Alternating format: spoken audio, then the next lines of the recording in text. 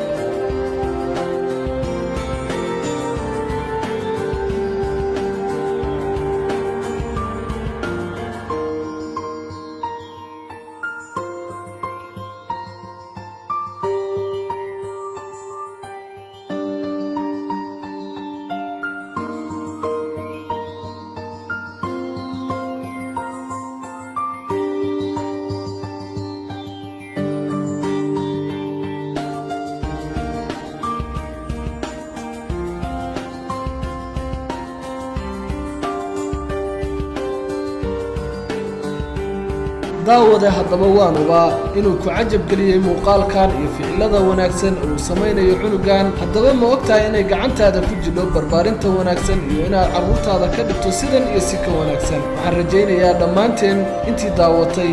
inay ka faa'iidaystaan muuqaalkan ubadkoodana ku barbaariyaan barbaarin wanaagsan